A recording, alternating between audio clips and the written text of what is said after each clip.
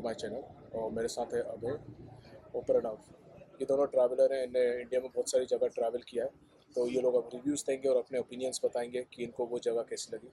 जैसे कि आपने पहले वीडियो में देखा था, अभय श्रीलंका के बारे में बता रहा था। प्रणव कश्मीर जा चुका है, तो वो कश्मीर के थोड़े वीडियो, कैसे उसने घुमा है, कितना बजट था, क्या टाइमलाइन थी और कब कौन से सीज़न में जाना है, ये प्रणव बताएगा। तो प्रणव, आपसे शुरुआत करते हैं कि आपने कौन सा मौसम चूज़ किया कश्मीर जाने पे, और कश्मीर ही क्यों चूज़ किया नॉर्थ बेल्ट में? या एक्चुअली मैं काफ़ी जगह घूम चुका था कश्मीर से पहले। I went to like Shimla, Manali and all. Okay. But like Kashmir सबसे अलग एक्सपीरियंस था उसमें। और मतलब nature wise Kashmir is the best I will say. So like हम लोगों को कुछ डिफरेंट जगह पे जाना था, जैसे कि गोवा वगैरह हर कोई जाता है, बट तो इसलिए हम लोग ने कश्मीर चूज़ किया। और हम गए थे अक्टूबर के मंथ में। तो in like October Kashmir is like not very cold, like उस टाइम पे बर्फ़ वगैरह नहीं गिरती है उधर। Right right right. और गर्मी भी नहीं होती है। So like if you want to see the nature it best, so उस टाइम पे जा सकते हैं। बाकी अगर आप स्नो प्रीफर करते हैं तो फिर आप अक्टूबर के बाद दिसंबर जनवरी टाइम पे जा सकते हैं। तो एक को डाउट था मेरा, जैसे कि आपने बोला कि स्नो अगर किसी को चाहिए तो उसके लिए कुछ प्रिकॉशन लेने चाहिए, क्योंकि वहाँ पे लैंडस्लाइड भी होती होगी। जैसे मैंने सुना है कि बिफोर स्नो मेल्ट होती है उस टाइम भी स्नो मतलब लैंडस्लाइड होती है, और जब स्नो से समर में शिफ्ट हो रहा होता है तो मिट्टी गीली होती है तो उससे भी लैंडस्लाइड होती है। तो कौन सा बेस्ट ट्रांजिशन टाइम होगा लोगों तो को as a safely travel? Precaution आप क्या कर सकते हो, उधर के लोकल लोगों से बात करके देख सकते हैं। आप किसी लोकल को फाइंड आउट कीजिए और उससे पूछिए कि मतलब अभी ओपन है कि नहीं, क्योंकि कई बार क्या होता है स्नो की वजह से रोड्स कवर हो जाते हैं, नेशनल हाईवे वगैरह कवर हो जाता है। तो फिर ट्रैवलर्स को काफ़ी दिक्कत आती है, जाम वगैरह में फंस जाते हैं।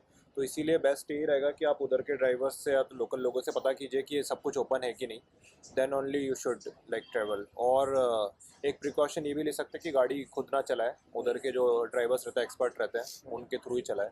क्यों क्या होता है, अगर हैवी स्नो रहेगा तो अगर आप गाड़ी आगे भी ले जाएंगे, ब्रेक मारेंगे, इट विल स्किड, पीछे आ जाएगा वो, तो that can create some problem. एक और क्वेश्चन था मेरा कि आपकी कॉस्ट कितनी थी, और ये कितने ड्यूरेशन का ट्रिप बनाया था, और अगर आपने कम ड्यूरेशन में उसको ख़त्म किया तो आपको क्या लगता है एक रिकमेंडेड ड्यूरेशन होना चाहिए कश्मीर विजिट करने के so what I think is like at least एक हफ्ते का टाइम आपके पास होना चाहिए था, 7 डेज़ का। लिए? सो हम लोग बेसिकली बैचलर्स ट्रिप पे गए थे। We were like 4 friends.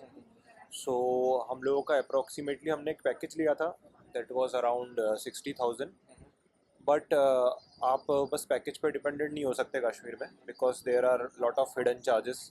Like आपको किसी भी माउंटेन में कहीं अगर चढ़ना है तो you need to take horse ride and then you need to take their local jeeps and all. So your vehicle will not go to every place. So वो सब इंक्लूड करके फिर हमारा 1 लाख के अब पहुँच गया था। सो और बाकी if you are a couple then there are the charges will be different. Okay. So yeah that's.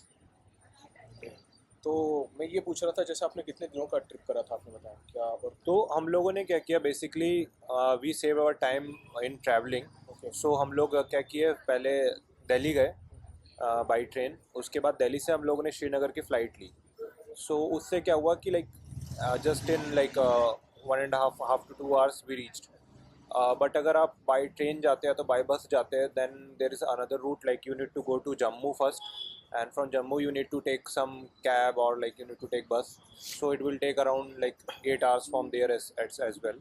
So हम लोगों ने क्या किया, हम लोग डायरेक्ट फ़्लाइट से गए और हमारा रिटर्न भी फ़्लाइट से था दिल्ली से। और उसके अलावा हम लोग मतलब 5 डे का लगभग हमारा स्टे था उसमें। सो 2 डेज़ हम लोग क्या बोलते हैं, पहले दिन डल लेक में रुके थे हाउस बोट में। फिर सेकंड डे हम लोग पहलगाम गए। फिर देन लाइक श्रीनगर में 2 दिन रुके, पहलगाम में 2 दिन रुके और सोनमार्ग में 1 दिन गए थे। तो ऐसे 5 डेज़ में हमारा हो गया था। But Kashmir is vast, like अगर आप ज़्यादा दिन के ट्रिप पे भी जाना चाहते हो तो even 10 days you can go there. Got it got it. तो अब मैं एक और चीज़ पे आऊँगा कि उधर करने के लिए बहुत कुछ है, जैसे कि कावल है, चाय हमने सुनी हुई है कि बहुत फेमस है कश्मीर की, क्या वो आपने ट्राई की? और बोट हाउसेस भी है, तो अगर आप उनका कुछ ओवरव्यू दे पाए, अगर आपने देखा हो कि क्या कॉस्ट होती है, कैसे क्या करते हैं वो लोग उधर?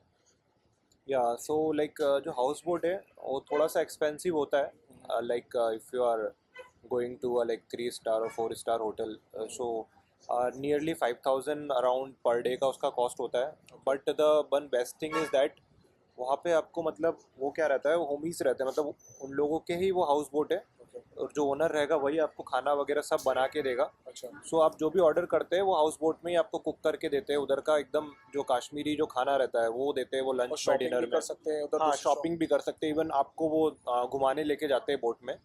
तो एक मार्केट है जो पूरा पानी में ही है, मतलब ओके, डल लेक में ही है पूरा मार्केट। तो उस मार्केट से आप शॉपिंग करते हैं तो आप शिकारा में जाते हैं, शिकारा की राइड लेते हैं, तो उसमें आपको वो उस मार्केट में ले जाता है। तो आप like while staying in boat you can do the shopping as well, और फिर आप खा पी भी सकते हैं उसमें। जैसे कि इनने कहवा की बात की, तो जब हम लोग गए थे तो उसमें दो बच्चे थे जो लोग कहवा मतलब शिकारा में ही बेच रहे थे, मतलब उनकी बोट अलग थी, उस बोट पे आके वो लोग मतलब उसको सेल कर रहे थे। तो that was a different experience कि आप जस्ट मतलब मिडिल ऑफ द लेक हो और वहाँ पर आप मतलब कुछ टी कॉफ़ी ले रहे हो। So that's a different kind of experience. So yeah overall it was good and I will recommend, like आप कभी भी जा रहे हैं कश्मीर तो मतलब हाउस बोट में ज़रूर स्टे करना चाहिए। और हमें ये बताइए कि क्या कपड़े ले जाने चाहिए अगर बंदा समर में जा रहा है, तो कुछ ऐसा, कुछ डिकैथलॉन के अगर परचेस कर रहा है तो स्पोर्ट्स वाले कपड़े पहने, लोअर रखे, या जीन्स या शॉर्ट्स, किस टाइप के आप सजेस्ट करेंगे उसको कपड़े? या ज़्यादातर आपको कुछ ट्रैकिंग के जैसे अलग से कपड़े की ज़रूरत नहीं है, शूज़ वगैरह, क्योंकि इन कश्मीर आपको ट्रैक नहीं करना पड़ता है। वो जहाँ पर भी मतलब माउंटेन्स ये सब है तो आप तो उधर वैसे बाई वॉक जा नहीं पाएंगे। तो जैसे पहलगाम में गए थे तो उधर आपको हॉर्स राइड लेनी पड़ती है, और फिर कई जगह पे जैसे श्रीनगर वगैरह है उधर आपको क्या बोलते हैं, जीप से जाना पड़ता है, कैब करना पड़ता है। सो यूजुअली ज़्यादा कुछ ऐसा चलने का सीन नहीं है कि आपको अलग से कुछ कपड़े लगेंगे। सो जब हम लोग गए थे it was like October, so the temperature was like somewhere around like 13-14 degree. Okay, तो उसमें क्या है, या तो 7 डिग्रीज तक भी पहुंच जाता है, बट आप नॉर्मल कपड़े उस पहन सकते हैं उसमें, और कुछ लाइट स्वेटर वगैरह ले सकते हैं। और अगर आप फिर ठंड में जा रहे हैं जब आइस वगैरह होती है तो then you need to take proper precautions, all the heavy jackets and all. और अगर जैसे कोई बंदा कपड़ा ले जाना भूल जाता है तो उधर शॉप्स है जहाँ पे अवेलेबल है हाँ चीज़ें, हाँ। या उसको नियर बाय कोई सिटी में जाना पड़ेगा? या सो लाइक मोस्टली जब भी आप कश्मीर जाते हैं तो आप श्रीनगर ही जाते हैं, दैट्स द कैपिटल। सो उधर काफ़ी सारे मार्केट्स हैं। सो अगर आप कपड़े नहीं भी ले गए आपको इजीली उधर मिल जाएगा, इवन लाइक वुलन और विंटर्स वाले भी आपको बहुत इजीली अवेलेबल हो जाते हैं कश्मीर में। तो आप श्रीनगर से शॉपिंग कर सकते हैं उधर के मार्केट से। ठीक है, तो गाइस ये एक थोड़ा ओवरव्यू था जो प्रणव ने बताया कश्मीर के बारे में। इस वीडियो के लिए इतना ही। अब हम नेक्स्ट वीडियो में अभय के साथ जुड़ेंगे और अभय बताएंगे हमें अपने नए टूरिस्ट प्लेस के बारे में।